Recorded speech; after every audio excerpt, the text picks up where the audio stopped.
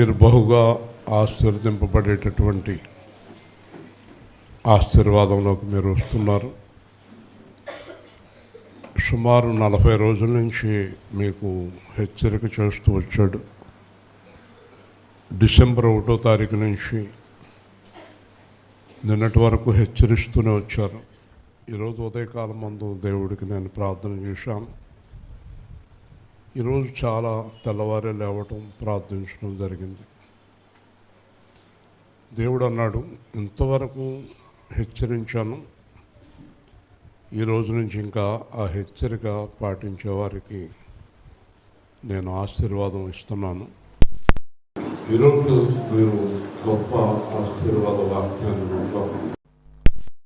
ఈ ఆశీర్వాదం ఎవరికి అంటే కనుక మొదటి వరకు ఉన్న వాక్యాన్ని అనుసరించే వారికి మాత్రమే.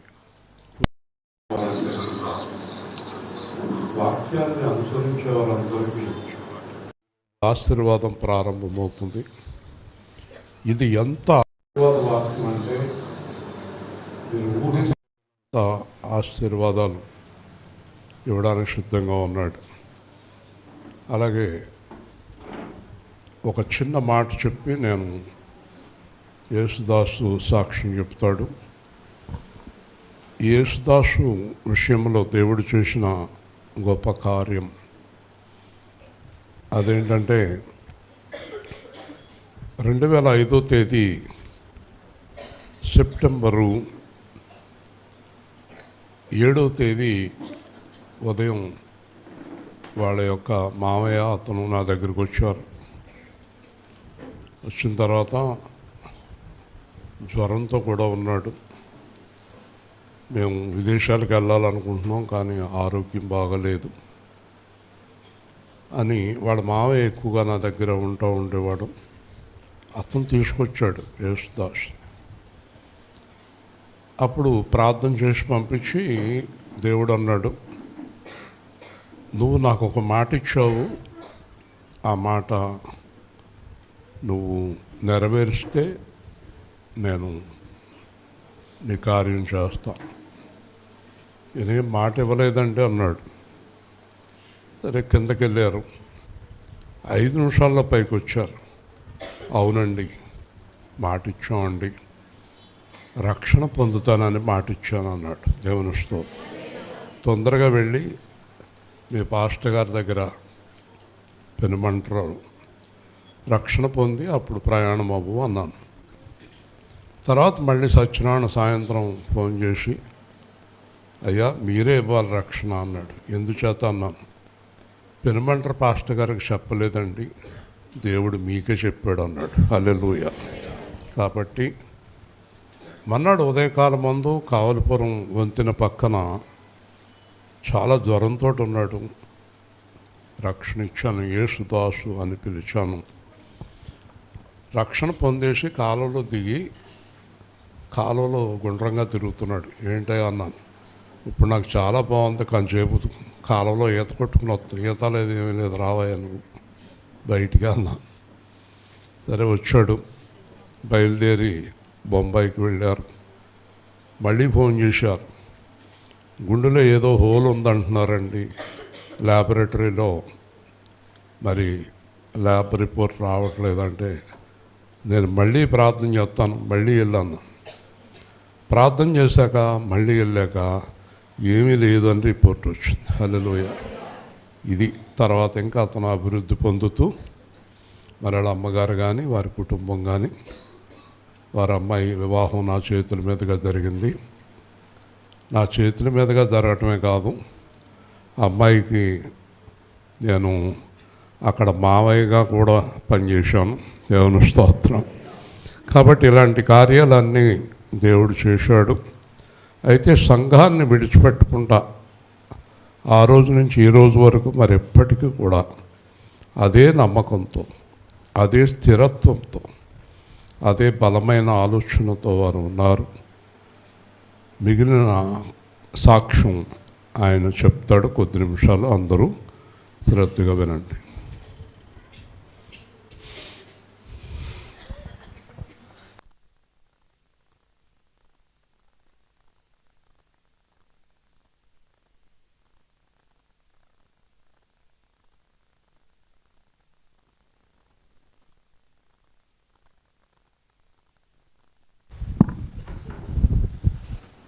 దేవుడికి వందనాలండి. కూడి వచ్చిన ప్రతి ఒక్కరికి నా హృదయపూర్వక వందనాలు. సమయం ఇచ్చిన దేవునికి అవకాశం ఇచ్చిన పాస్టర్ గారికి నా వందనాలండి. నా సాక్ష్యం ఆల్రెడీ పంచుకున్నాను, సార్ కూడా చెప్పారు. నా ఉద్యోగ విషయంలో, నా కుటుంబ విషయంలో దేవుడు ఎన్నో అద్భుత ఆశ్చర్యకార్యాలు చేశాడు. అలాగే నేను గత సంవత్సరం అక్టోబర్ 22వ తారీఖున, అంతకుముందు నాకు స్టమక్లో పెయిన్ వస్తూ ఉండేది. ఎందుకు ఒకసారి చెకప్కి వెళ్తే గాల్ బ్లాడర్ ఇన్ఫెక్షన్ అయిందని చెప్పి అన్నారు. ఇంటికాడ కూడా ఎవరికి చెప్పలేదు, కంగారు పడతారని పాస్టర్ గారికి ఫోన్ చేసి అక్కడ ఉన్న హాస్పిటల్కి వెళ్ళడం జరిగిందండి. వాళ్ళు సర్జరీ చేయాలన్నారు. సర్జరీ చేసి నెక్స్ట్ డే నువ్వు డిశ్చార్జ్ చేసేస్తామని చెప్పి అన్నారండి.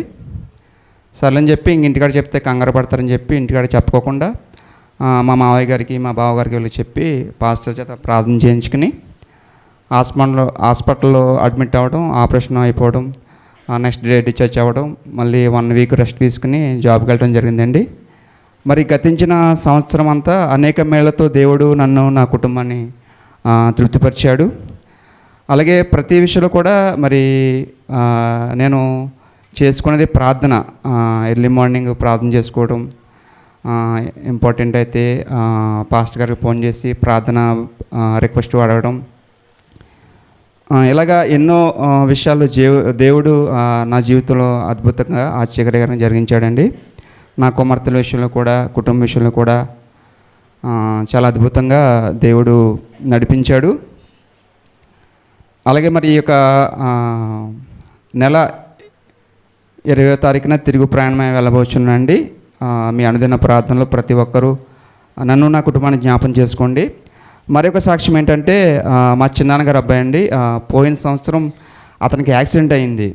ఈ సాక్ష్యం ఎందుకు చెప్తున్నానంటే, అతను మరణ పడక నుంచి తిరిగి లేస్తే కనుక నేను, మా అమ్మగారు సాక్ష్యం చెప్తామని చెప్పి దేవుడి దగ్గర మేము ప్రార్థన చేసుకోవడం జరిగిందండి. అతను ఈరోజు రావాలి, అనేక కార్యాల వల్ల అతను రాలేకపోయాడు. అతనికి ఎర్రనెలగుంటలో యాక్సిడెంట్ అయింది. అతను కింద పడిపోతే అతనికి వెనక పక్కన హెడ్ ఇంజురీ అయిందండి. హెడ్ ఇంజురీ అంటే ఇంచుమించు చనిపోయాడన్న పరిస్థితికి అతను వెళ్ళిపోయాడండి. సర్జరీ జరిగిన తర్వాత ఎవరిని కూడా దగ్గరికి రానవట్లేదండి, గెంటేస్తున్నాడు. అంటే మెమొరీ లాస్ అయిపోయాడు, ఎవరు గుర్తుపట్టలేదు, ఎవరెవరు అనేక విధాలుగా మాట్లాడుతున్నాడు. మేము ప్రార్థన చేసుకున్నాం, మా తల్లిగారు ప్రార్థన చేశారు. అలాగే అతను అన్నుడండి, రక్షింపబడలేదు. అతను కూడా మరి ఇప్పుడు సంపూర్తిగా స్వస్థత పొంది తిరుగుతున్నాడండి, తన పని తాను చేసుకుంటున్నాడు. అవకాశం ఉంటే మరొకసారి అతని సన్నిధి తీసుకొచ్చి మీ పాస్టర్ గారికి పరిచయం చేస్తానండి. దేవుడి శనసాక్ష్యం దీవించును గాక. ఆమేన్.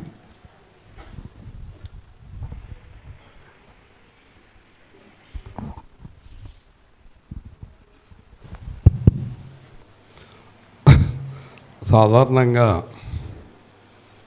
ఒక ఇబ్బంది ఏంటంటే, చాలా మందిలో గమనించాను. మన ఇంజనీర్ గారు అన్నారు నాతోటి, సాక్ష్యం చెప్పడానికి ముందు చాలా విషయాలు మనసులో ఉన్నాయండి, తీరా పైకెక్కిన తర్వాత మొత్తం మర్చిపోయానండి అన్నాడు ఆయన. అలాగే ఉంది యేసుదాస్ పరిస్థితి. ఏదో ఉంది, ఇంకా చాలా చెప్పలే, కానీ తడబాటు వస్తుంది. అందరూ వేదిక మీద నుంచి మాట్లాడటానికి కొంచెం ఇబ్బంది పడుతూ ఉంటారు. అందుకే ఆయన సాక్షి ముందే చెప్పేసాను మీకు. దేవుని స్తోత్రం. అంటే ఇది కూడా అందరికీ కొంచెం భయపడతారు. సాక్ష్యం అనేది ఎలా ఉంటుందంటే, యోహాన్ అంటాడు, యేసు ప్రభు చేసిన కార్యములు వ్రాయుటకు భూలోకము సరిపోదన్నాడు. హల్లెలూయా. ఆయన రోజు చేస్తున్నాడు మనకి. 1 కార్యం, 2 కార్యాలు, 3 కార్యాలు కాదు, రోజు కొన్ని వందల కార్యాలు ప్రతి జీవితంలో చేస్తున్నాడు. ఇంకొక ఆయన వచ్చాడు, ఆయన సాక్ష్యం అయితే ఇంకా అసలు మీరు ఊహించలేని సాక్ష్యం అన్నమాట. మొన్న రాత్రి వారు గురువారం రాత్రి, శుక్రవారం రాత్రి నాకు ఫోన్ చేశారు సడన్గా, అబ్బాయి బీసిపోయాడండి, వెరి చూపులు చూస్తున్నాడు, పక్కకి ఈ పక్క చూస్తున్నాడు, చాలా భయం వేసి వస్తుంది. ప్రార్థన చేసి భయపడకండి అన్నాను. ఈ లోపల ఇంకా ఎక్కువైపోయింది. ఈ లోపల మళ్ళీ నాకు ప్రేమ్ కుమార్ ఫోన్ చేసి ఇంకా తణుకు హాస్పిటల్కి వెళ్ళిపోతున్నాం అంటే, మరి కారు తీసుకెళ్తున్నాం అన్నారు. వెంటనే వెళ్ళండి అన్నాను. చాలా ప్రార్థన చేశాను. మళ్ళీ తణుకులో ఏ హాస్పిటల్కి వెళ్ళినా ఎవరు లేరు. ఇంకా చివరిగా యాపిల్ హాస్పిటల్కి వెళ్ళిపోంటే అన్నాను. అప్పుడు ఈవిడ నిద్రపోతుంటే, లేకు నువ్వు కూడా ప్రార్థన చేయి, బయట పరిస్థితి బాగోలేదు అబ్బాయిది అని నేను ప్రార్థన చేసేటప్పటికి ఒక భయంకరమైన దాడి కనపడింది నాకు. ఓహో, నీ సంగతి అన్నమాట ఇది అని నాకు ధైర్యం వచ్చేసింది.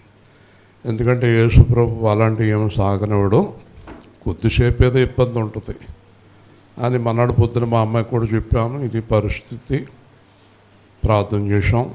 కంటిన్యూగా చేస్తాను, మెలకు వచ్చినప్పుడల్లా చేస్తూనే ఉన్నాం. మన్నాడు పొద్దున్నకి చాలా వరకు బాగున్నాడు. నిన్న ఉదయకాలం ముందు నేను డైరెక్ట్గా హాస్పిటల్కి వెళ్ళేటప్పటికి షేక్ హ్యాండ్ ఇచ్చాడు, నవ్వుతున్నాడు, ఇలా అంటున్నాడు, మొత్తం మారిపోయాడు. ఇంకేమీ లేదు, వచ్చేయచ్చు నాకు అనిపించింది. అయితే డాక్టర్ గారు స్కానింగ్ తీయాలన్నారు. నేను అన్నాను, స్కానింగ్లో ఏం ఉండదు అబ్బాయి, రాజమండ్రి లేదు, భీమవరం లేదు, విజయవాడ లేదు, అది రాత్రి అయిపోయింది, క్లియర్ అయిపోయింది, ఎక్కడికి వెళ్ళక్కర్లేదు. అయినా కొంచెం భయం వేసి వాళ్ళు స్కానింగ్ తీయించుకుని అన్నీ చేయించుకుని మళ్ళీ రాత్రి 11ంటికి డాక్టర్ గారు హాయిగా ఇంటికి వెళ్ళిపోండి అన్నారు. అందరూ దేవునికి స్తోత్రం. మరణానికి దగ్గరికి వెళ్ళి బయటకు వచ్చాడు. అందుకే చెప్తున్నాను, అపవాది నిరంతరం చంపాలని చూస్తాడు. ఎందుకంటే భవిష్యత్తులో అలాంటి పిల్లలు దేవుడి చేత బాగా వాడబడతారు. దేవుని స్తోత్రం. ఇలాంటి ఎన్నో ఉంటాయి. కాబట్టి దీనివల్ల మనం తప్పకుండా చెప్పండి. విజయవాడ నుంచి వచ్చేటండి చిన్నోడు, వచ్చేటప్పటిగా వాంతులు రేషన్లతో వచ్చేటండి. రాత్రి మామూలుగా కదా అని సానా డాక్టర్ గారు వచ్చారండి. వచ్చితే అమ్మ నీకు పాపకి బాబు బాగుందండి కడుపులో అని అంటే, సరేలే అమ్మ అని 2 ట్యాబ్లెట్లను అది రాశారండి. ఆయన నేను తెప్పించాక ఈ పిండి వంటలను కంగారులో ఆగిపోయాను. ఆగిపోతే రాత్రి అండి ఇంకా అసలు పెద్ద పెద్ద వాంతులు, పెద్ద పెద్ద విరోచనాలు, ఇంకా అసలు ఎంత భయం వేసిందంటే డాక్టర్ల దగ్గరికి వెళ్తే మేము ఎవ్వరూ ఇప్పుడు అర్ధరాత్రిగా చేయమన్నారండి. చేయట్లేదు అర్ధరాత్రి. మేము తడు తీసుకుపోయింది రాత్రి. అయితే పిల్లోడు ఇలా వాలేసేసి కాళ్ళు చేసి చల్లబడిపోయాయండి. చల్లబడిపోతే కిళ్ళల్లో రుద్దేసేసి మా చిన్న అమ్మాయి మేము మోకరించి కన్నీటి ప్రార్థన చేసామండి. అప్పుడు మా చిన్నూరు గారు అబ్బాయి మందుల షాపు మెరుడికి ఆ అబ్బాయి వచ్చండి, మందులు దానికి సంబంధించిన ట్యాబ్లెట్ వేసి అందరం జనం కూకుపోయి కూకుని అలాగున్నాక ఆ దేవుడు తెల్లారులేసి స్వస్థత ఇచ్చాడండి. దేవుని స్తోత్రం. అందుకే దేవుడి మీద ఆదుకోండి. అపవాది ఎప్పుడు కూడా మనల్ని బాధపెడతానని చూస్తాడు. దేవుని వాక్యాన్ని విందాం. జాగ్రత్తగా శ్రద్ధగా మనం దేవుని వాక్యం విందాం. ఈరోజు నేను చెప్పినట్టుగానే ఆశీర్వాద వాక్యం మీకు అనుగ్రహిస్తున్నాడు. ముఖ్యంగా ఈ ఆశీర్వాద వాక్యం దేవుణ్ణి అనుసరించేవారికి, దేవుణ్ణి వెంబడించేవారికి. యెషయా గ్రంథం 54వ అధ్యాయం 10వ వచనం నుంచి 17వ వచనం దాకా శ్రద్ధగా జాగ్రత్తగా విందాము. యెషయా గ్రంథం 54. గంటే ప్రకాష్ అన్నాడు, పేజీలు కూడా చెప్పాలి తప్పదన్నాడు. 615వ పేజీ, 615వ పేజీ, యెషయా గ్రంథం 54వ అధ్యాయం 10వ వచనం నుంచి. పర్వతంలో తొలగిపోయినను, మెట్టలు తత్తరిలను, నా కృప నిన్ను విడిచిపోదు, సమాధాన విషయమైన నా నిబంధన తొలగిపోదు అని నీ యందు జాలిపడు యెహోవా సెలవిచ్చుచున్నాడు. ప్రయాసపడి గాలివాన చేత కొట్టబడి ఆదరణ లేక ఉన్నదానా, నేను నీలాంజనముతో నీ కట్టడమును కట్టుదును, నీలములతో నీ పునాదులను వేయుదును, మాణిక్యమణులతో నీ కోట గుమ్మములను, సూర్యకాంతములతో నీ గుమ్మములను కట్టుదును, ప్రశస్తమైన రత్నములతో నీకు సరిహద్దులు ఏర్పరచుదును. నీ పిల్లలందరూ యెహోవా చేత ఉపదేశమునందుదురు. నీ పిల్లలకు అధిక విశ్రాంతి కలుగును. నీవు నీతిగలదానవై స్థాపింపబడదువు. నీవు భయపడక్కరలేదు. బాధించేవారు నీకు దూరముగా నుందురు. భీతి నీకు దూరముగా ఉండును. అది నీ దగ్గరకు రానే రాదు. జనులు గుంపు కూడినను వారు నా వలన కూడరు. నీకు విరోధముగా గుంపు కూడువారు నీ పక్షపు వారగుదురు. ఆలకించుము. నిప్పులూది తన వృత్తికి తగినట్టుగా పనిముట్టు చేయు కుమ్మరిని సృజించేవాడును నేనే.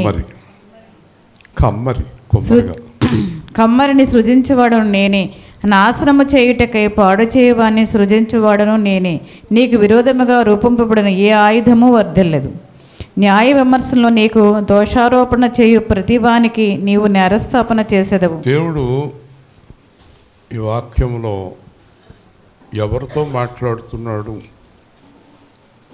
అనేది మనం గమనిస్తే కనుక, ఆయన్ని నమ్ముకొని ఆయన మీద ఆధారపడి ఆయన గురించి శ్రమలు పొంది ఆయన గురించి ఇబ్బందులు పొంది ఆయన గురించి విరోధం కలిగి ఆయన గురించి మరణానికి దాకా వెళ్ళిపోయి ఆయన గురించి శ్రమలు కష్టాలు పొంది ఆయన మీదే నిరీక్షణ కలిగి ఆయన ఏదో చేస్తాడని నమ్మకం కలిగిన వారి గురించి మాట్లాడుతున్నాడు. దేవుని స్తోత్రం.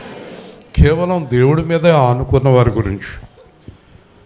రెండో వారు ఎవరంటే, నిన్నటిదాకా చేసిన పాపములు విడిచిపెట్టి పరిశుద్ధంగా జీవిస్తామని మాట ఇచ్చిన వారితో కూడా మాట్లాడుతున్నాడు. మీకు 40 దినాలు ఏకదాటిగా పాపమును విడిచిపెట్టమని చెప్పడం జరిగింది. ఇంక ఈరోజు అస్తమానం అదే మాటలతో ఉండడు దేవుడు. విడిచిపెట్టిన వాళ్ళకి విడిచిపెట్టినంత, విడిచిపెట్టిన వాళ్ళకి విడిచిపెట్టినంత శిక్ష కలుగుతుంది. అస్తమానం చెప్పడు దేవుడు. కాబట్టి ఈరోజు ఆశీర్వాదం గురించి మాట్లాడుతున్నాడు. ఈ ఒక్కొక్క ఆశీర్వాదము చాలా క్లుప్తంగా తొందరగా వివరిస్తాను. ఇక్కడ పర్వతాలు తొలగిపోయిన, మెట్టలు తత్తరిల్లిన నా కృప నిన్ను విడిపోదు అంటే, పర్వతాలు తొలగిపోయి అంత, మెట్టలు తత్తరిల్లిపోయే అంత శ్రమలు, అంత భయంకరమైన పరిస్థితులు నీకు ఏర్పడినప్పటికీ, అంటే నీ జీవితంలో ఎంత భయంకరమైన పరిస్థితులు వచ్చినప్పటికీ నా కృప ఎప్పుడూ నీకు తోడుగా ఉంటుంది. హల్లెలూయా. అలా చేయకూడదు. నా కృప ఎప్పుడూ నీకు తోడుగా ఉంటుంది అంటే, అక్కడ జరిగే నష్టం నీ దగ్గరికి రాదు. హల్లెలూయా. నా కృప నీకు తోడుగా ఉంటుంది కాబట్టి నిన్ను అక్కడి నుంచి, ఆ శ్రమలో నుంచి తీసేస్తాడు. నేను సురక్షితమైన స్థలానికి నడిపిస్తాడు. నా కృప నిన్ను విడిపోదు.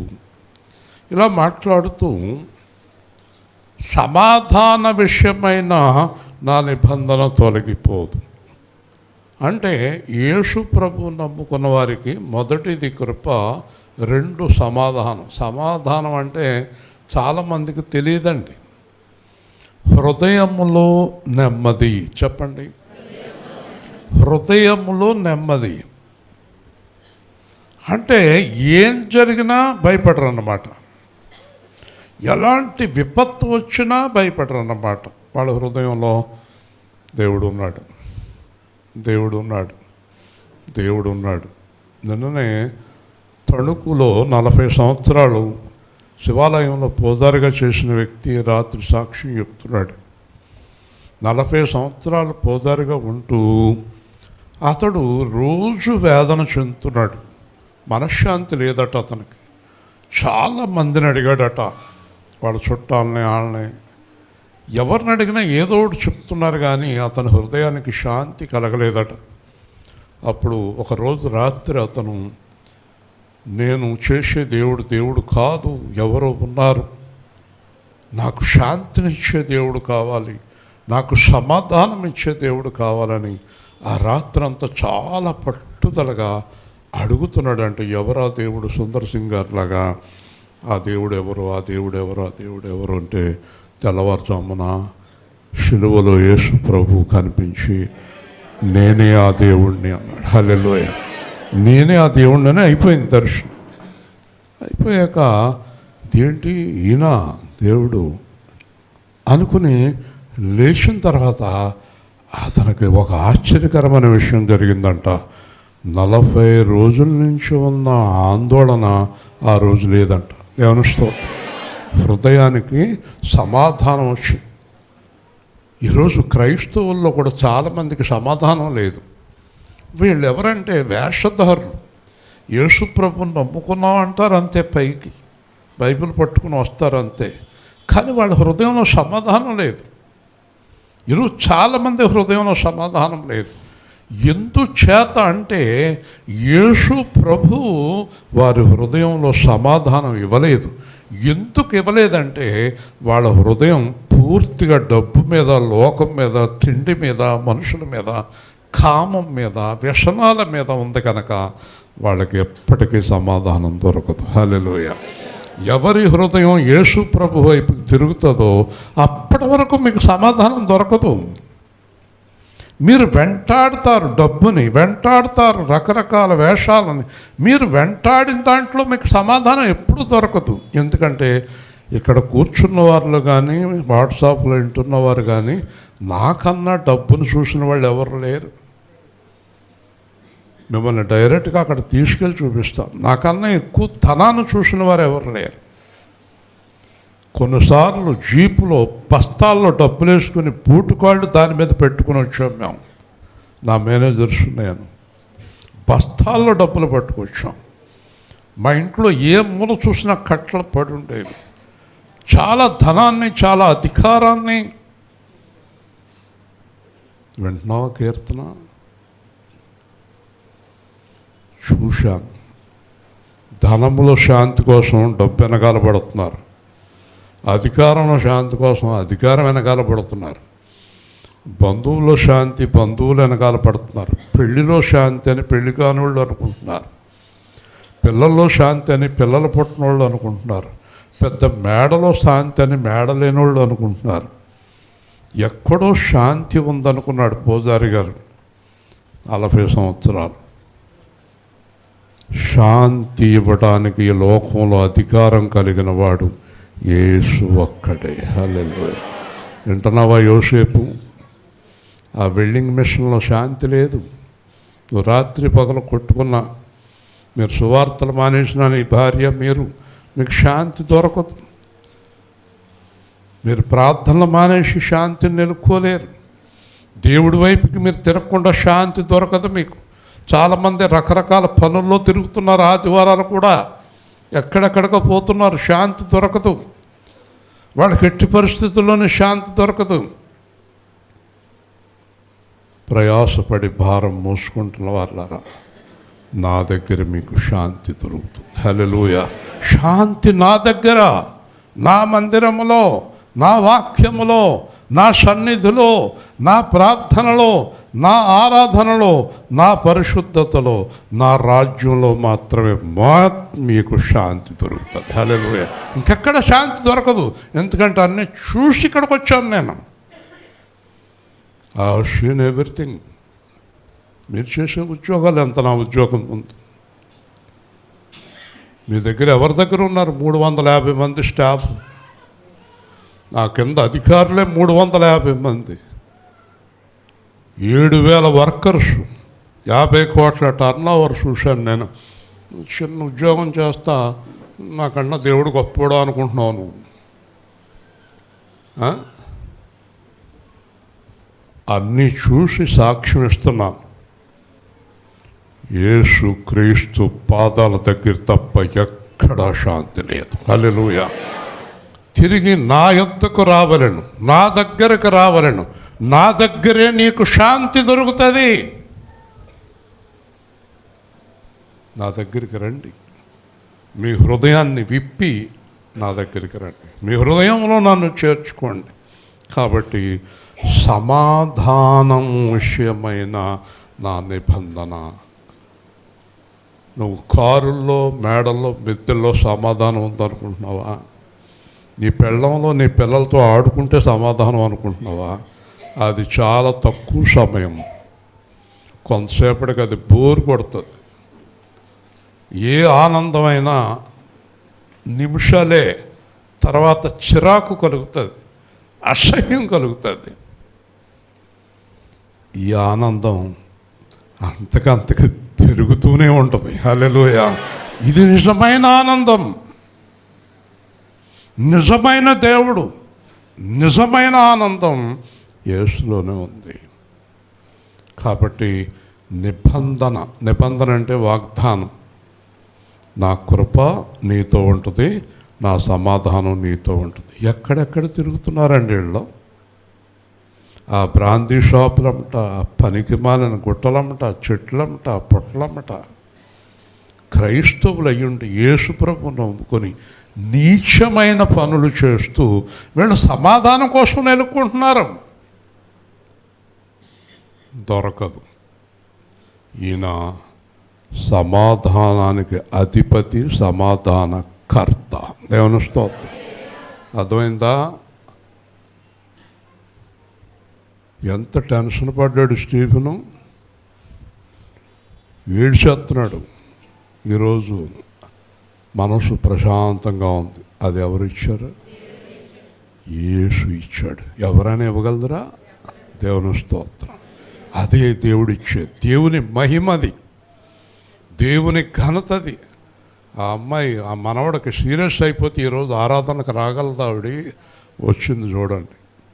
రాత్రి ఈ అమ్మాయి, పాస్టర్ గారు మా అమ్మాయికి జ్వరం వచ్చేసింది, నేను ఉండిపోతున్నాను, సువార్తకు రానంది. మళ్ళీ పిల్లని తీసుకుని వచ్చి సువార్తలో కూర్చుంది. ఏమైందన్నాను. ప్రార్థనలోనే జ్వరం తగ్గిపోయిందన్న. హల్లెలూయా! ఎవరు చేయగలరు ఈ కార్యాలు? యేసుకు తప్ప మరి ఎవరికి సాధ్యం? ఇంకా మీరు ఎందుకు యేసు దగ్గరికి రారు? యేసు దగ్గరికి రావడానికి మీకున్న ఇబ్బంది ఏంటి? మీ హృదయాలు యేసు వైపుకి ఎందుకు తిరగటం లేదు? డబ్బులో శాంతి ఉందని భ్రమపడుతున్నారు కదా మీరు. కొంతమంది ధనవంతులు నాకు తెలుసు, వాళ్ళ దగ్గరికి తీసుకెళ్తాను, వాళ్ళు ఏం చెప్తారో చూడండి. అర్థమైంది? వాళ్ళందరితోటి నాకు స్నేహం ఉంది. ధనవంతులతో, మనిషులతో ఉంది, సినిమా యాక్టర్లతో ఉంది. నా పరిస్థితి ఏం బాగోలేదండి. శారద చక్రాల బండిలో తిరుగుతుంది. నాకు బాగా తెలుసున్న స్నేహితురాలు ఆవిడ, సినిమా యాక్టర్ శారద. ఈరోజు ఆవిడ పరిస్థితి చూస్తే భయంకరంగా ఉంది. ధనములో కాదు. ఇంతకీ ఎందుకు చెప్తున్నాను తెలుసా? వాళ్ళెవ్వరికి దొరకని గొప్ప దేవుడు మీకు దొరికినా మీ ముఖాల్లో శాంతి లేదు. ఎందుకు లేదు? నా కొడుకు చూస్తలేదు బాబోయ్ అంటది ఆవిడ. శాంతి లేదు. ఆ శాంతి ఎందుకు లేదో చెప్పనా? సీక్రెట్ చెప్పనా? మీరు దేవుణ్ణి మనసులో పూర్తిగా ఇంకా చేర్చుకోలేదు. హల్లెలూయా! ఈరోజు చేర్చుకోండి. యేసుక్రీస్తుని ప్రతి విషయంలో హృదయంలో చేర్చుకొని ఆయన అధికారాన్ని ఒప్పుకోండి. నా గురించి చెప్పనా? మంచినీళ్ళు తాగాలన్నా యేసుక్రీస్తుతో కలిసి తాగాలి నేను. దేవుని స్తోత్రం. వింటున్నారా?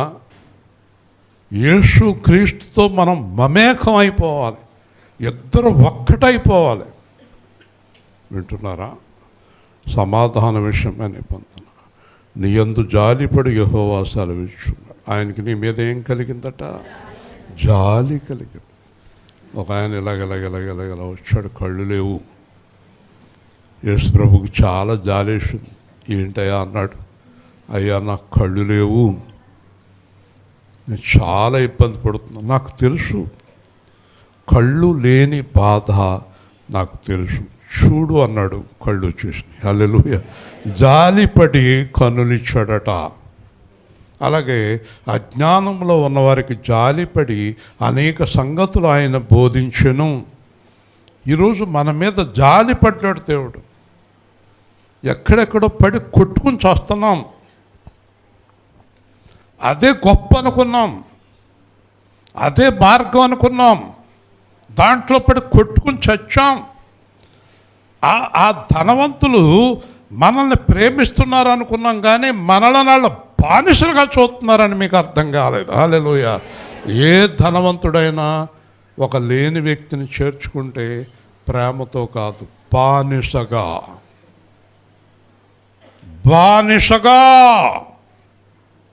వాళ్ళ ఇంట్లో బిర్యానీ ఉంది, నీ ఇంట్లో గంజన్నం ఉంది.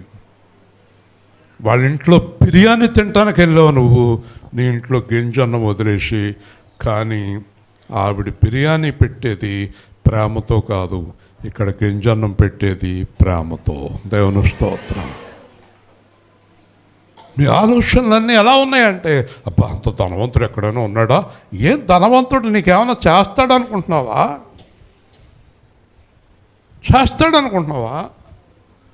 ఏ ధనవంతుడు అతడు ధనంలో నుంచి నీకేమి ఇవ్వడు, నిన్ను వాడుకుంటాడు, బానిసలాగా చూస్తాడు. కానీ ఈ ధనవంతుడు ఉన్నాడే, ఈ ఐశ్వర్యవంతుడు ఉన్నాడే, ఆయన దాంట్లో నీకు భాగమిస్తాడు యేసుక్రీస్తు. హల్లెలూయా. ఈ ధనవంతుడు నమ్ముకో,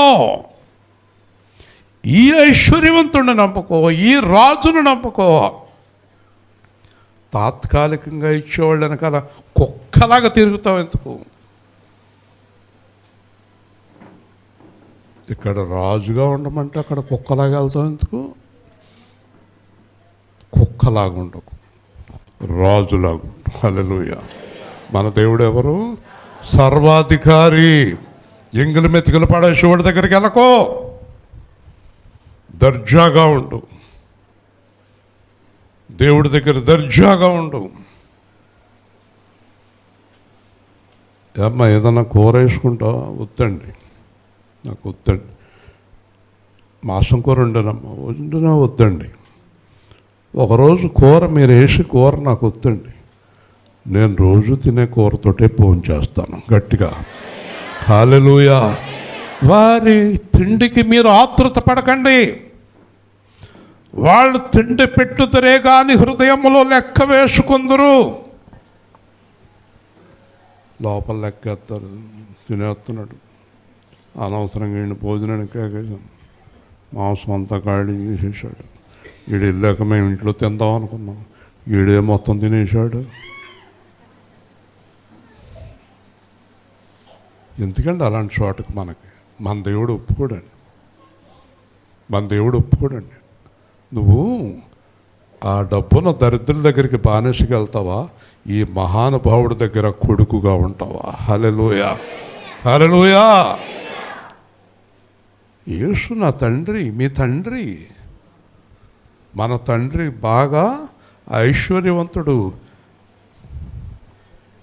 ఇలా పెట్టమనలేదు యేసు, ఇలా పెట్టమన్నాడు. హల్లెలూయా. నిన్ను తలగా చేస్తాను, తోకగా చేయను. మీరు సరిగ్గా ఆధారపడతలేదు. ఆరాధన టైం అయిపోయింది. యోసేపు గారు షాప్లో ఉన్నారు, 11:30 అయిపోయింది. ఆరాధన టైం అయిపోయింది.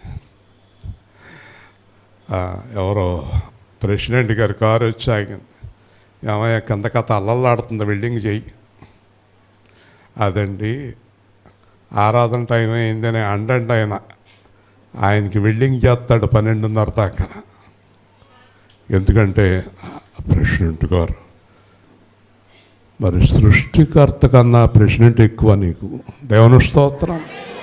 ఏం చేస్తారు యోసేపు గారు? నిజం చెప్పండి. దేవుని స్తోత్రం. వచ్చేస్తారా? బాగోదు, అంత పెద్ద ఆయన, మరి ఈ పెద్ద ఆయన అందరికంటే పెద్ద ఆయన. దేవుని స్తోత్రం. హల్లెలూయా. అక్కడే దేవుడు పట్టుకుంటాడు నిన్ను. ఎవరికి విలువిస్తున్నావు నువ్వు? నాకా అతనకా చెప్పాలి. ప్రెసిడెంట్ గారు, మీరంటే నాకు చాలా గౌరవం అండి, మీరు ఏమనుకోకండి. నేను యేసుప్రభుని నమ్ముకున్నాను, ఆయన వల్లే ఈ షాప్ పెట్టుకున్నాను, ఆయన వల్లే బతుకున్నాను, నాకు గుండె నొప్పి వచ్చినా కూడా ఆయనే కాపాడాడు, నేను బతుకుంటా కారణం ఆయనే, కాబట్టి ఆరాధన చేసుకుని వచ్చి మీ పని చేస్తానండి అని చెప్పాలి. అక్కడ ఆయన సంతోషపెడతాడు, అక్కడ ఆయన సంతోషపెడతాడు గట్టిగా. కానీ మీరేం చేస్తున్నారు? సమయానికి రారు, సువార్తలకు రారు, ఉపవాస ప్రార్థనకు రారు, నిర్లక్ష్య ధోరణి. దేవుడు అంటే నిర్లక్ష్యం. మొన్న ఆదివారం కుర్చీలు ఎందుకు ఖాళీ లేవు, ఇవాళ ఎందుకు ఖాళీగా ఉన్నాయి? ఏంటో నిర్లక్ష్య ధోరణి. నేను చెప్పదలుచుకున్నది ఏంటో తెలుసా?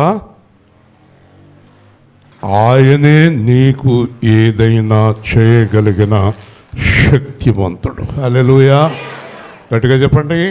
నువ్వు ఆయనకి ప్రాధాన్యత ఇవ్వకుండా చుట్టాలు గృహప్రవేశం అంటే ఎక్కడికో పోతాడు ఆరాధన వదిలేసి.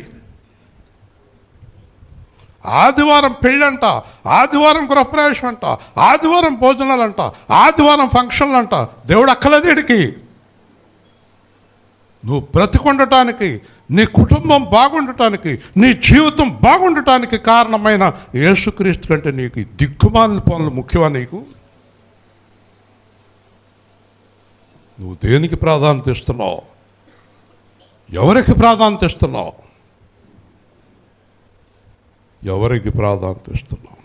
ఆపరేషన్ జరుగుతుంది యేసుదాస్కి, అక్కడ ఎవ్వరూ లేరు. ఆడ అమ్మ లేదు, భార్య లేదు, ఎవరు లేరు, నేను లేను, ఎవరు లేరు. ఎవరున్నారు అక్కడ? గట్టిగా చెప్పండి, గట్టిగా. దేవుని స్తోత్రం. చూసారా? ఏ సమయంలో నీతో దేవుడు ఉండాలో ఆ సమయంలో దేవుడు నీతో ఉన్నాడు. నేను ఎప్పుడు చెప్పినా ఒకటే చెప్తాను నా ప్రసంగం. ఎవరినో విమర్శించాలని, ఎవరినో పేర్లు పెట్టాలని కాదు. మీ హృదయంలో అన్నిటికంటే యేసుక్రీస్తుకే ప్రథమ స్థానం ఇయ్యవలసిందే. దేవుని స్తోత్రం. అప్పుడే నీ జీవితం బాగుంటుంది. అప్పుడే నువ్వు బలమును పొందుకోగలవు, స్థిరత్వాన్ని పొందుకోగలవు. ఇప్పుడు చూడండి, ప్రయాసపడి గాలివాన చేత కొట్టబడి ఆదరణ లేక ఉన్నదానా? నాకు తెలుసు మిమ్మల్ని నిజంగా చేరదీసేవాళ్ళు ఈ లోకంలో ఎవరు లేరు. మీరు ఎవరి కొరకైతే ప్రయాసపడుతున్నారో వాళ్ళు మిమ్మల్ని వదిలేస్తారు. ఎవరి కొరకైతే మీ జీవితాన్ని, శరీరాన్ని అంకితం చేశారో వాళ్ళు మిమ్మల్ని వదిలేస్తారు. వాళ్ళెవరు మీ దగ్గరికి రారు, వాళ్ళెవరు మీకు సహాయం చేయరు. చాలా ప్రయాసపడ్డావు, గాలివానలు ఎన్నో నీ జీవితంలో వచ్చాయి, నీకు ఆదరణ దొరకలేదు. నాకు తెలుసు. నువ్వు సంవత్సరాల తరబడి ఆదరణ లేకుండా జీవిస్తున్నావు.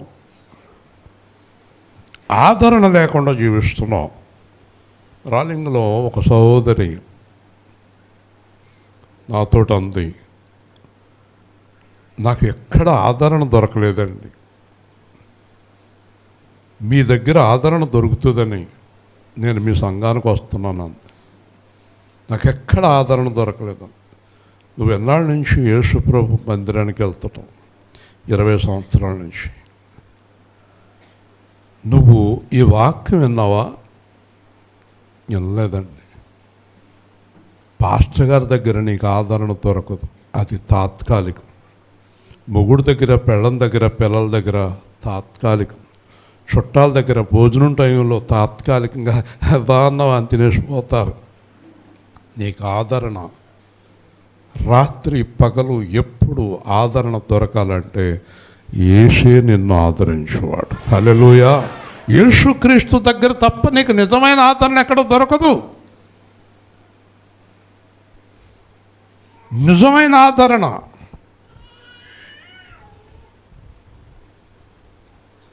సారీ చిన్నపిల్లలందరూ యేసు ప్రభు దగ్గరికి పరిగెత్తుకుంటూ వచ్చి మీదెక్కేశారు ఆయన మీద.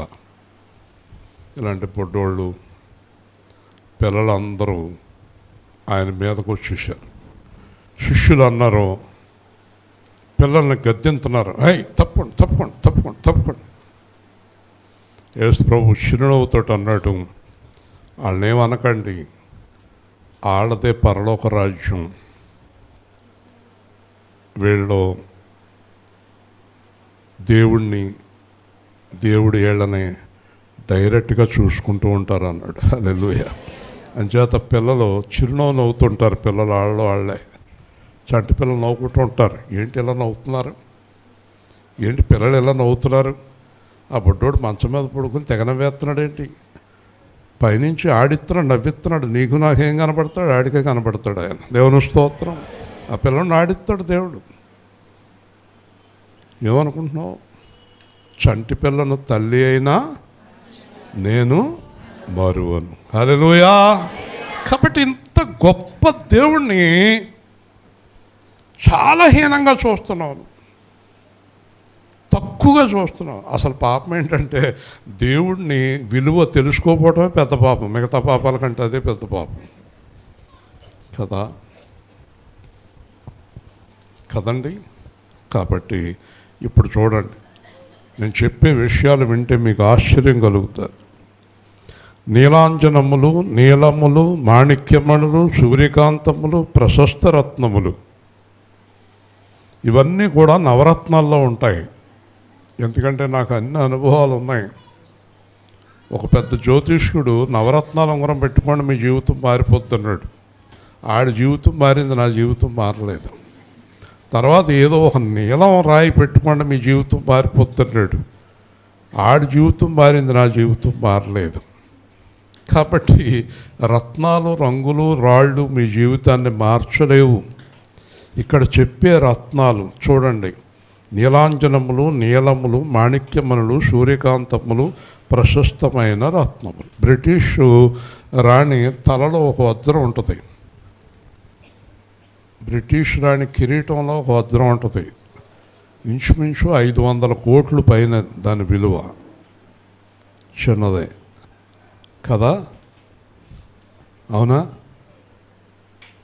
మార్కెట్లోకి వెళ్ళండి, గోల్డ్ షాప్లో బంగారం ఎంతండి? నేను బంగారం ఆయన ఉన్నాడు ఇక్కడ, 60,000 అంట కాస్ట్. వింటున్నారా కదా? వజ్రాలు, వైడూర్యాల గుజరాత్ వెళ్ళాలి. గుజరాత్లో డైమండ్స్ వర్తకాలు చేస్తారు, కోట్లు. ఒక చిన్న పెట్టి తీశాడు ఒకసారి, మా బావగారు స్నేహితులు అంత రాళ్ళే, ఇంత పెట్టి ఉంటుంది వాడి దగ్గర. ఆ పెట్టి ఇలా తెస్తాడు, దాంట్లో 4 రాళ్ళు ఉన్నాయి. ఈ 4 రాళ్ళు కలిపి 2 కోట్లు అన్నాడు. అనంత్ గారు ఎక్కడా అని చూస్తుంది.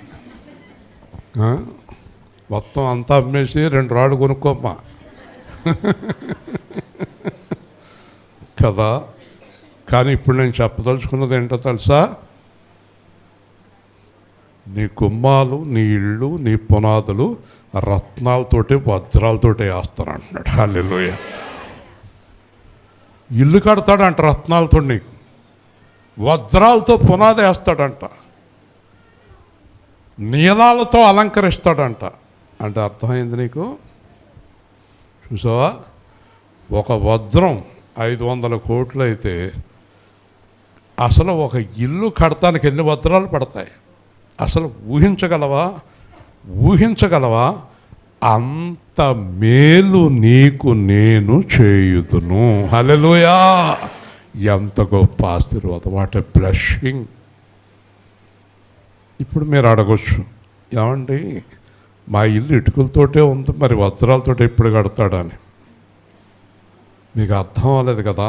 బైబిల్లో ఉండే అన్నీ ఆత్మీయ సత్యాలు. అంటే అంతకంటే నువ్వు నాకు విలువైన దానివి. హల్లెలూయా. ఆ వజ్రాలు, ఆ రత్నాలు, వైడూర్యాల కంటే నువ్వు నాకు విలువైన దానివి. ఇప్పుడు చెప్పండి, వజ్రాలు, వైడూర్యాలు, బంగారాలు. నేను బంగారపు గనుల దగ్గర 10 ఏళ్ళు ఉన్నాను. వచ్చిన వాళ్ళు అందరూ మాకు చూపించండి అని అంటే వాళ్ళకి చూపించేవాడిని. ఆ బంగారం దేంట్లోంచి వస్తుంది అనుకుంటున్నారు? ఈ వజ్రాలు దేంట్లోంచి వస్తుంది అనుకుంటున్నారు? మట్టిలో నుంచి. రాళ్ళు గట్టిగా ఫామ్ అయి ఉంటాయి. ఆ రాళ్ళు తీసుకొచ్చి కొట్టి పిండి చేసి ఒక లారీ మట్టికి అరకాసు బంగారం వస్తుంది. లారీ మట్టికి. అర్థమైందా? కాబట్టి బైబిల్లో ఇంకా లోతైన సత్యాలు ఉన్నాయి. బంగారాలు, వజ్రాలు, రత్నాలు, వైడూర్యాలు అన్నీ మట్టిలోంచి వచ్చాయి, అంటే భూమిలోంచి వచ్చాయి. ఆ భూమి ఒక్క మాటతోటే ఏర్పడింది. హల్లెలూయా. ఆ భూమి చూసారా? మీరేం చేస్తున్నారు? అయ్య బాబోయ్, ఆ వజ్రం చాలా విలువైంది, ఆ కాష్ బంగారం చాలా విలువైంది కదా, కాష్ బంగారమే, అయ్య బాబోయ్. మీకు ఎంత అజ్ఞానులండి. ఇప్పటికి ఇంకా మీరు బంగారం గురించి ఆలోచిస్తున్నారా ఏంటి నేను చెప్పే వాక్యం? బంగారపు రత్న రాసుల కంటే మీరు విలువైన వారు. అలాంటి వాటిని సృష్టించిన సృష్టికర్త అంతటికంటే విలువైన వాడు. హల్లెలూయా. కాబట్టి మన బంధం అంటే దేవుడితోటి మనకుండే బంధం మధ్యలో వజ్రాలు, వైడూర్యాలు, రత్నాలు, బంగారాలు ఉండకూడదు.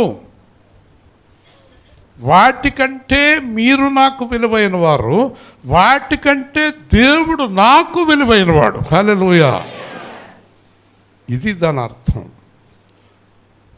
అర్థమైంది? ఇప్పుడు మీరు ఎంత ఐశ్వర్యవంతులో అర్థమైందా? మీరు క్రీస్తు వారు, క్రీస్తు దేవుని వాడు అన్నాడు. అంచేత మీరేం చేస్తారంటే మీకున్న ఇల్లు, మీకున్న స్థలము, మీకున్న బంగారం అవనివ్వండి, డబ్బు అవనివ్వండి, ఏదన్నా అవనివ్వండి, దాన్ని చూడకండి, దాని గురించి ఆలోచించకండి, ఏదో పైకి ఎగరాలని ఆలోచించకండి. మీరు బాగా సంతోషంగా ఉండండి. మీరు వాటన్నిటికంటే దేవుని దృష్టిలో విలువైన వారు. వాటన్నిటినీ చేసిన దేవుడు మన దృష్టిలో విలువైన వాడుగా ఉండాలి. హల్లెలూయా. అంతేగాని ఆ డబ్బుని, ఆ బంగారాన్ని ప్రేమించకండి. ధనవంతుడు ఒకటొక ఆతృత పడవద్దు, అట్టి ఆశ ఉన్నవాడలా విడిచిపెట్టు. ఎందుకంటే ఆయనే ఎవరినైనా ఐశ్వర్యవంతులు చేయగలడు, దరిద్రులు చేయగలడు. హల్లెలూయా. కాబట్టి దేవుడి మీద నమ్మిక ఉంచండి. అశాశ్వతమైన ధనం మీద, బంగారాల మీద, వజ్రాల మీద నమ్మిక ఉంచకండి. వింటున్నారా? కాబట్టి మాణిక్యమణులతో, సూర్యకాంతములతో, ప్రశస్త రత్నములతో నీకు సరిహద్దులు ఏర్పరచదు. చూసారండి? రత్నాలతోటి గోడలు కడతాను, వజ్రాలతోటి ఇల్లు కడతాను, నీలాలతోటి పునాదులు వేస్తాను. పునాదులు నీలాలు వేస్తాడట. అంటే దేవుడు మాట్లాడేది ఏంటంటే అంత విలువైన వాటికంటే ఆ దాంట్లో నివసించే నువ్వు నాకు విలువైన వాడివి. హల్లెలూయా. మీకు బాగా అర్థమవుతుందా? మీరు లోకానికి, లోకంలో ఉన్న వాటికి లొంగిపోకండి, దాసులు అవ్వకండి, దాస్యం చేయకండి, డబ్బుకి దాస్యం చేయకండి, ధనవంతులకి దాస్యం చేయకండి, మనుష్యులకు దాస్యం చేయకండి, దేవుడికి దాసులుగా ఉండండి. హల్లెలూయా. దేవుడు బైబిల్లో ఒక మాట ఉంది, యేసుక్రీస్తులో మీ ప్రతి అవసరము తీర్చు. మీరు దేవుడి మీద ఆనుకోండి. ఇక్కడ జీవించి ఉన్నంతకాలం మీ ప్రతి అవసరం దేవుడు తీరుస్తాడు. తర్వాత మహిమలో మిమ్మల్ని చేర్చుకుంటాడు. హల్లెలూయా. అంతేగాని ఆ డబ్బు మీద, ఆ పెంట మీద అస్తమానం అదే గొడవతో కొట్టుకుని చచ్చిపోకండి. దేవుడి వైపుకి తిరగండి. లేదా మీ ఇష్టం, చెప్పవలసింది దేవుడు చెప్తాడు. చేస్తే చేయండి, మానేస్తే మానేయండి. దానివల్ల నష్టం మీకే కానీ దేవుడికి కాదు, నాకు కాదు. కాబట్టి ఇక్కడ అంటున్నాడు, నీ పిల్లలందరూ యెహోవా చేత ఉపదేశము పొందుదురు, నీ పిల్లలకు అధిక విశ్రాంతి కలుగును. చాలా జాగ్రత్తగా వినండి, ముగిస్తాను. నీ పిల్లలు యెహోవా చేత ఉపదేశం పొందుదురు. చెప్పండి. ఎస్. ఒక తల్లి, తండ్రి పిల్లల్ని పెంచినప్పుడు వాళ్ళు భ్రష్టులు కావచ్చు, లేదా వీళ్ళకున్న లక్షణాలు వాళ్ళకి రావచ్చు. నా క్లాస్మేట్ ఒకడు మార్వాడి ఉండేవాడు ఇంజనీరింగ్లో. మా ఇద్దరిది చదువు అయిపోయింది, నేను జాబ్కి వెళ్ళిపోయాను. ఓ రోజు నాటి దగ్గరికి వెళ్ళాను, ఏం చేస్తున్నారా అన్నాను. మా నాన్న ఎనపెట్టించి ₹1,00,000 ఇచ్చాడు అన్నాడు. ఇదేంట్రా అన్నాను. చదువుకున్న ఊరికే సరదాగా చదువుకున్నాను అంతే. 10 ఏళ్ళు అయ్యేటప్పటికి ఆడు ఆ ₹1,00,000 ₹1,00,00,000 చేశాడు. మాకైతే 3,000 4,000 జీతాలు. మళ్ళీ వెళ్ళాను, చూసావా ఎంత ధనవంతుడు అయ్యాను అన్నాడు. ఆడి బాబు అదే నా నేర్పాడు, నా బాబు నాకు ఇది నేర్పాడు. దేవుని స్తోత్రం. కాబట్టి ఏంటంటే మనం పిల్లల్ని ఎలా పెంచుతాం అంటే ఏదో ఒక ఆలోచనలో పెంచుతాం. మన ఆలోచనలో మన మాటలు వాళ్ళకి నేర్పిస్తాం, మన బూతులు వాళ్ళకి నేర్పిస్తాం. మరి ఒకరోజు హైదరాబాద్ కోర్టులో ఒక పెద్ద గజ్జి దొంగ సాక్ష్యం ఇస్తున్నాడు. జడ్జి గారు అడిగారు, ఎందుకయ్యేలా పనికి మాలినోడి కింద తయారయ్యే దొంగ కింద తయారయ్యేవంటే, అదిగో అక్కడ కూర్చుందామని అడగండి అన్నాడు. ఆవిడెవరు అన్నాడు. మా అమ్మ. మా అమ్మ నన్ను దొంగగా చిన్నప్పటి నుంచి దొంగతనాలు నేర్పింది. మా నాన్న పెద్ద దొంగ, నేను దొంగనయ్యాను అన్నాడు. జడ్జి గారు అన్నాడు, రూల్స్ ఒప్పుకోగానే అసలు నిన్ను వదిలేసి మీ అమ్మని జైల్లో పెట్టాలన్నాడు. అది భయపడిపోతుంది ముసలిది కదా. నువ్వే కదా నేర్పావు నీ కూతురికి నీ కొడుక్కి దొంగతనాలు, అవునా కదా? అబద్ధాలు, మోసాలు. ఒక ఆవిడ అంటది, రేయ్ మీ నాన్న తరపున ఎవరిని నమ్మొద్దు అంటే ఈవిడ తరపుని నమ్మాలి, ఆ అమ్మ తరపుని నమ్మాలి, నాన్న తరపుని ఎవరిని నమ్మకూడదు. నాన్నగాకెత్తాడండి, రేయ్ మీ అమ్మ తరపుని ఎవరిని నమ్మొద్దు. వీడి బుర్ర చెడిపోయి మొత్తం ఎవరిని నమ్మకుండా అయిపోతాడు. దేవుని స్తోత్రం. ఇయే కదా నేర్పి చిన్నప్పటి నుంచి కదా. ఒక ఆవిడ నా దగ్గరికి వచ్చింది, మా అబ్బాయి ఇంచక బూతులు తిడుతున్నాడు ఏనండి అంతే. చెంప పగల కొడతాను, చెంప పగల కొడతాను అన్నాను. అవి బాబు చిన్నపిల్లడు చచ్చిపోతాడు అంది. నువ్వు కొట్టకపోతే నేను కొడతాను. పోయింది. బూతులు తిడుతున్నాడంటే ఆనందపడిపోతుంది. దరిద్రురాలు. బూతులు తిడుతుంటే ఆనందపడతావా? హల్లెలూయా, దేవునికి స్తోత్రం అంటే ఆనందపడు. దేవుని స్తోత్రం. కాబట్టి నీ పిల్లలకు నేను ఉపదేశం చేస్తాను. నీ పిల్లల్ని నాకు అప్పచెప్పు. నీ పిల్లలకి నేను జ్ఞానం నేర్పుతాను. నీ పిల్లలకి నేను ఏంటమ్మా అక్కడ గొడవ పిల్లలతోటి? ఇందాక అదే చెప్తున్నాను ఇక్కడ వాక్యం. ఏంటది గొడవ? నేను వచ్చేస్తాను అక్కడికి. నీ పిల్లలు యెహోవా చేత ఉపదేశం అంటే నీ పిల్లలకి దేవుడు బోధిస్తాడట. హల్లెలూయా. అంచేత నీ పిల్లలు ఎలా ఉంటారు? యేసుక్రీస్తులాగా తయారవుతారు. హల్లెలూయా. దానియేలులాగా తయారవుతారు. నీ పిల్లలు యెహోవా చేత ఉపదేశము పొందుతారు. అంచేత వాళ్ళకి విశ్రాంతి కలుగుతుంది. హల్లెలూయా. అంటే నీ పిల్లల జీవితం నీ జీవితం కంటే చక్కగా మలుస్తాను. నీ పిల్లలను నువ్వు చూస్తావు. నీ పిల్లల జీవితం చక్కగా ఉండటం చూసి నేను దేవుణ్ణి నువ్వు తెలుసుకుంటావు. హల్లెలూయా. నీ పిల్లల జీవితం, ప్రపంచంలో ఏ తల్లి తండ్రి అయినా మాకంటే మా పిల్లల జీవితం బాగుండాలని కోరుకుంటారు. బాగుండాలని కోరుకున్నవారు దేవుడు ఉపదేశానికి పిల్లల్ని అప్పగించాలి. హల్లెలూయా. ఎంత బాగుంటుంది జీవితం, పిల్లల జీవితం. యేసయ్యలాగుంటారు. జ్ఞానం నేర్పిస్తాడు. దానియేలు, శద్రకు, మెషకు దగ్గర వాళ్ళకి సకల శాస్త్ర ప్రావీణ్యత దేవుడు అనుగ్రహించాడు. మీ పిల్లలు జ్ఞానంగా ఉండటం చూసి చాలా సంతోషపడతారు. ఎవరు? మీరు, దేవుడు కూడా. హల్లెలూయా.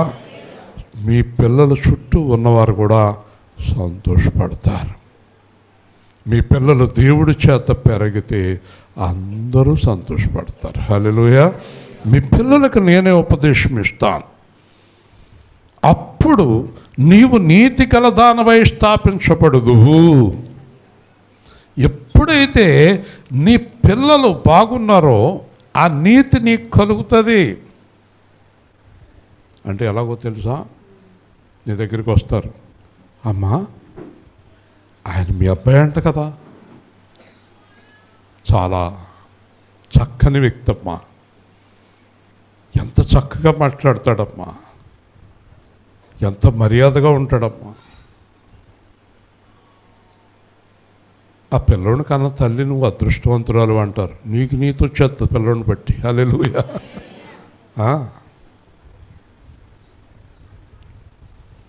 మోడీ గారు ఒక రోజు చెప్తున్నాడు, వాళ్ళ అమ్మగారిని గుర్తు చేసుకుని. చిన్నప్పుడు అంటే వాళ్ళ అమ్మగారు చదువుకుని ఉద్యోగానికి వెళ్ళే ముందు, నాయనా నువ్వు ఎంత స్థాయికి వెళ్ళినా లంచం తీసుకోవద్దు, అబద్ధం ఆడవద్దు, ఎవరిని మోసం చేయొద్దు అని వాళ్ళ అమ్మ కొన్ని విషయాలు చెప్పిందంట. తర్వాత ఈయన ప్రధానమంత్రి అయ్యాడు దేశానికి. ఆవిడ చనిపోయే వరకు వెళ్తానే ఉన్నాడు. ఆవిడకి చెవులు వినబడదు, పెద్ద ఆవిడ అయిపోయింది, 95 ఏళ్ళు 96 ఏళ్ళు వయసు. ఈయన దగ్గరికి వెళ్తే ఆ కొడుకు దగ్గర గట్టిగా పట్టుకుని కొడుకుని ముసలావిడ అయిపోయింది. బాగా దగ్గరికి వచ్చి ఏంటో చెప్తున్నాడు అబ్బాయి, ఆడికి బాగా గట్టిగా చెప్పాలి. అమ్మ దగ్గర అన్నాడంట, అమ్మ నువ్వు చెప్పినట్టే బ్రతుకుతున్నానమ్మా అన్నాడంట గట్టిగా. దేవుడు వస్తుంది. హల్లెలూయా. ఎంత సంతోషం ఆ తల్లికి. మనం చెప్పినట్టే చేస్తున్నానమ్మా, నేను ఏ తప్పు చేయట్లేదమ్మా అన్నాడంట. వింటున్నారా? ఏ తల్లికైనా ఏ తండ్రికైనా అప్పుడే సంతోషం, అప్పుడే దేవుడికి సంతోషం. హల్లెలూయా. బైబిల్లో నీ తల్లిని తండ్రిని సన్మానించు. ఏ తల్లి తండ్రి పాపం చేయమని చెప్తారు? పాపం చేసేవాళ్ళు కూడా పిల్లలు పరిశుద్ధులుగా ఉండాలని కోరుకుంటారు. కాబట్టి నీ పిల్లల వల్ల నీకు నీతి కలుగుతుంది. దానికి అర్థం తెలుసు కదా మీకు? తెలుసా?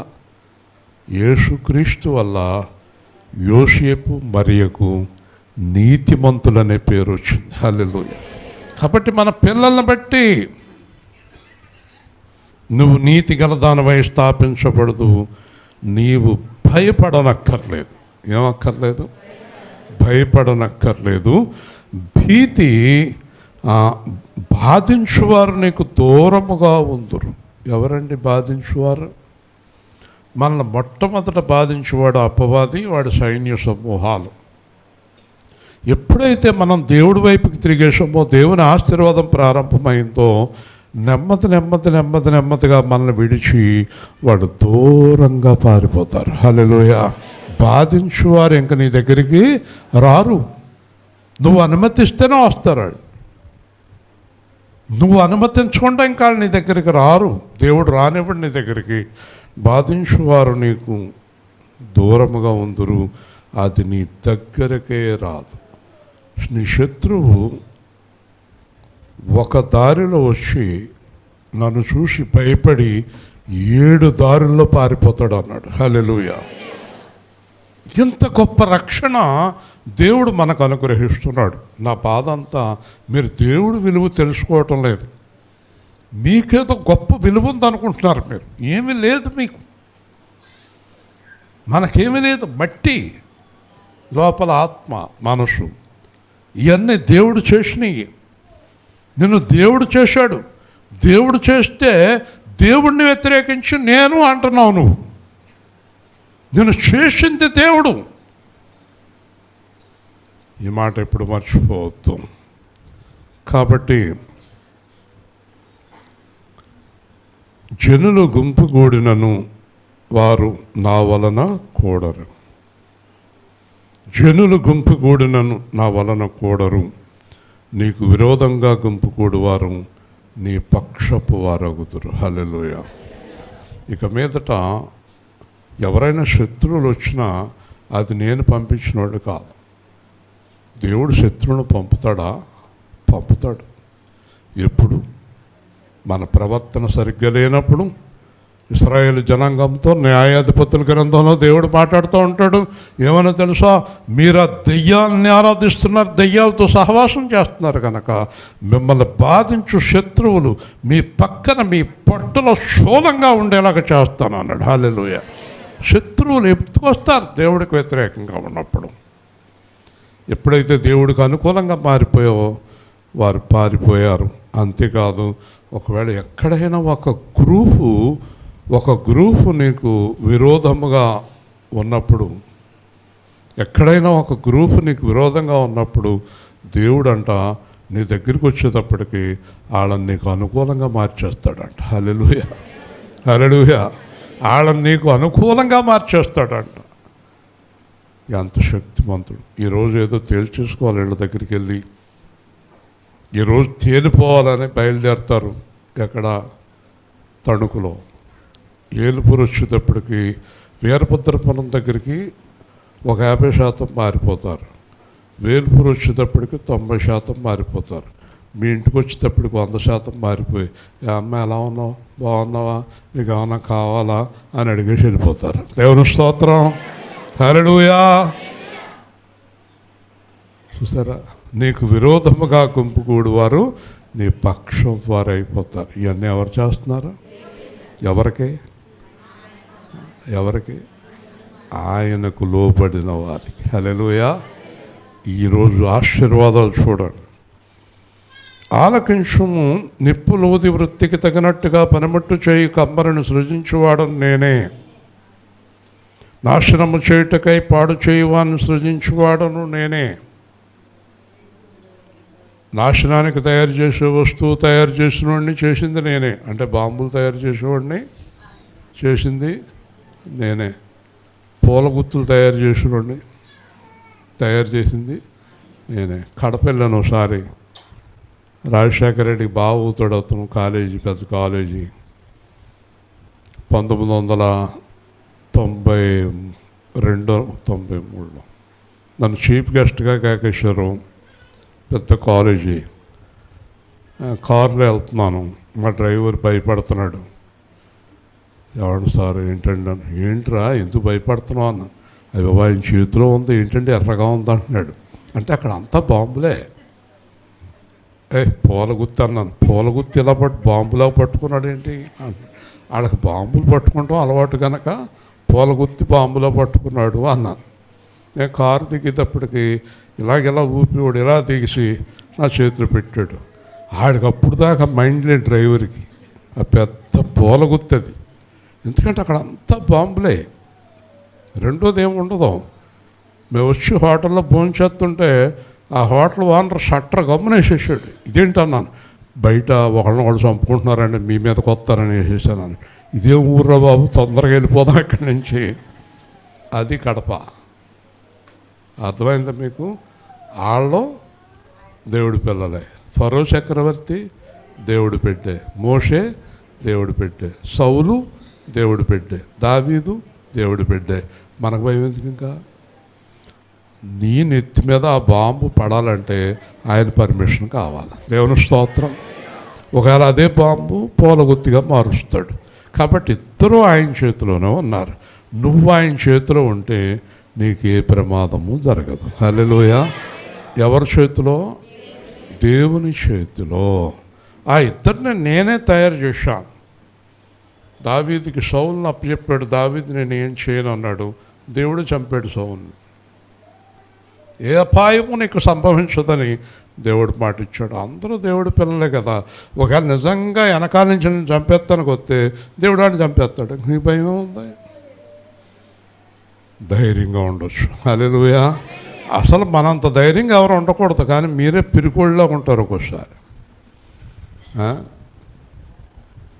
రత్నం గారు ఓ రోజు 100, ఓ రోజు 0 కింద ఉంటుందండి. అయ్య బాబు ఏదో అయిపోయిందండి మన్నాడు. అలా ఏమి లేదండి అంటది. అలా ఉండకూడదు, ధైర్యంగా ఉండాలి కదా. ఎంత కష్టపడుతూ ఇంత వైద్యం చేయించుకుంటూ ఇంజనీర్ గారు ఎంత ధైర్యంగా ఉన్నారు చూడండి. ఎంత హాయిగా యాక్టివ్గా. ఆయన భార్య ఆయన కంటే సంతోషంగా కూర్చున్నారు. ఉండాలి. ఎందుకంటే అల్పకాలం ఇది. దేవుని స్తోత్రం. శాశ్వతంగా దేవుడి సన్నిధికి వెళ్ళిపోతాం మనం అందరం. అక్కడ ఎప్పుడూ సంతోషమే, ఎప్పుడూ సంతోషమే. కాబట్టి ఒక మాట నాతో కలిసి చెప్పండి. నీకు విరోధముగా రూపించబడిన ఏ ఆయుధము వర్తిల్లదు. అర్థమైందా? ఒక ఆయుధం నీ గురించి తయారవుతుంది, తయారు చేసేవాడు అక్కడితోటే ఆగుతాడు, అది ముందుకు రాదు. నిన్ను ఏదన్నా చేయాలని ఎక్కడ ఏ ప్లాన్లు జరుగుతున్నా ఆ ప్లాన్లు మధ్యలోనే ఆగిపోతాయి. హల్లెలూయా. నీకు విరోధంగా ఉన్నదాన్ని దేవుడు పైకి ఎదగనివ్వడు. హల్లెలూయా. మన కార్యక్రమాలకి, మన సంఘాలకి, మీ సువార్తలకి, మీ జీవితాలకి, వివాహాలకి, ఉద్యోగాలకి, వ్యాపారాలకి, మీరు దేవుడికి లోబడి చేసే ప్రతి దానికి ఎవరైనా అడ్డు పెట్టాలనుకున్నా అడ్డు పెట్టనివ్వడు. హల్లెలూయా. వెనక్కి వెళ్ళిపోవాల్సిందే, వెనక్కి వెళ్ళిపోవాల్సిందే. ఎవరో అంటాడు ఒకడు, వెళ్ళి మూర్తి గారికి అది ఇవ్వటానికి ఇర్లేదు అంటాడు ఒకడు. అక్కడ నలుగురు ఉంటారు, మూర్తి గారికి ఇచ్చి తీరవలసిందే అంటారు, ఆడిపోతాడు. దేవుని స్తోత్రం. వింటున్నారా? నీకు విరోధంగా రూపించబడిన ఆయుధం వర్తిల్లదు. న్యాయ విమర్శలో నీకు దోషారోపణ చేయు ప్రతి వానికి నీవు నేరస్థాపన చేస్తావు. ఎవరైనా నిన్ను నేరస్తుడని నిలబెడితే నువ్వు వాళ్ళందరి మధ్యన నేను కాదు ఇతడే నేరస్తుడని నీ చేత నిరూపింపజేస్తాడు. హల్లెలూయా. ఇన్ని వాగ్దానాలు ఈరోజు దేవుడు మనకిస్తున్నాడు. ఎన్ని వాగ్దానాలు! ఇవన్నీ సత్యం, ఇవన్నీ యథార్థమైన వాగ్దానాలు. మీరు ధైర్యంగా ఉండొచ్చు, మీరు హాయిగా ఉండొచ్చు, మీరు ప్రశాంతంగా ఉండొచ్చు. ఒక్కటి మీ జీవితం నుంచి తీసేయండి, పాపమును దూరంగా తరిమేయండి. హల్లెలూయా. అప్పుడు మీ జీవితం అంతా హాయిగా, ప్రశాంతంగా. లోకాన్ని ప్రేమించకండి, లోకంలో ఉన్న వాటిని ప్రేమించకండి. దేవుడికి ప్రాధాన్యత ఇవ్వండి, దేవుడికి ప్రాధాన్యత ఇవ్వండి. బాగా గుర్తుపెట్టుకోండి. ఒక ఆయన రాజమండ్రిలో నాకు ఖాళీ లేదు, ఖాళీ లేదు, ఖాళీ లేదు అన్నాడంట పాస్టర్ గారితో. ఆదివారం ఖాళీ లేదు, శుక్రవారం ఖాళీ లేదు, బుధవారం ఖాళీ లేదు, సోమవారం ఖాళీ లేదు. పాస్టర్ గారు ఎప్పుడు మీటింగ్ పెట్టినా ఖాళీ లేదు, ఖాళీ లేదు, ఖాళీ లేదు, ఖాళీ లేదు, ఖాళీ లేదు. అప్పుడు పాస్టర్ గారు యేసు ప్రభు దగ్గర ప్రార్థన చేస్తున్నారంట. ఆయనకి ఖాళీ లేదంట ప్రభువా, ఆయనకి ఖాళీ లేదంట ప్రభువా అని ప్రార్థన చేస్తున్నారట. తర్వాత ఒక ఆదివారం పొద్దున్నే ఆరాధన 10:30కి ఆయన 8:30కి వచ్చేసాడంట. ఏంటంటే నేను ఈరోజు ఖాళీగా ఉన్నాను అన్నాడంట. అవునా, ఎందుచేత అన్నాడంట. అంటే ఏమీ లేదు, మన షాప్ ఎదురుగుండా ఇంకొక అతను కొత్త షాప్ పెట్టాడు, అందరూ అక్కడికి వెళ్తున్నారు, కొద్ది ఖాళీగా ఉన్నాను అన్నాడట. సరే, మళ్ళీ వారం కరెక్ట్గా అదే టైంకి వచ్చేసాడు. ఏమంటే రేపు నుంచి బుధవారం శుక్రవారం కూడా వస్తానంట అన్నాడంట. అదేంటన్నాడంట, మన షాపు నెమ్మదిగా ఖాళీ అయిపోతుంది, ఒక నెలకి ఈ షాప్ మొత్తం తాళం వేశారంట, ఆ షాప్ పెరిగిపోయిందంట. అప్పుడు దేవుడు అడిగాడంట, ఇప్పుడు చాలా ఖాళీగా ఉంది కదా అక్కడ కూర్చో అన్నాడు. దేవుని స్తోత్రం. చేయమంటావా అలాగా? ఖాళీ చేయమంటావా? ఖాళీ లేదా నీకు? దేవుడు పని ఖాళీ లేదా నీకు? దేవుడు నిన్ను ప్రేమిస్తే ఖాళీ చేస్తాడు. నేను ఐఎమ్ వెరీ బిజీ కదా, నా దగ్గర ఎవరైనా మాట్లాడాలంటే వారం రోజుల ముందే అపాయింట్మెంట్ తీసుకోవాలి. ఐఎమ్ వెరీ బిజీ కదా. దేవుడితోటి నేను చాలా బిజీ ప్రభువా, తెలీదా నేను ఎండి, తెలీదా నేను ఎండి అన్నాను. ఎండి లేదు, బొమ్మిడి లేదు, ఇంటికెళ్ళి కూర్చో అన్నాడు. ఖాళీగా ఉన్నాను. దేవుని స్తోత్రం. ఎగరకు, ఖాళీ చేస్తాడు. ఎగిరిపోకు, అనుకో, ఏముండదు, అంత ఖాళీ, మొత్తం ఏముండదు, మొత్తం ఖాళీ అయిపోతావు. జాగ్రత్త. దేవుడికి ప్రాధాన్యత, దేవుడిని కనపరచు. ఏమండి ఇవాళ కూడా ఖాళీ లేదు అనబోయింది రత్నం గారు. కుదరదన్నాను. ఖాళీగా ఉండండి, ఆరాధనకు రండి. ఈ అమూల్యమైన మాటలు మీకు దొరకవు కదా. మిమ్మల్ని ఏం బాధ పెడుతున్నాడండి?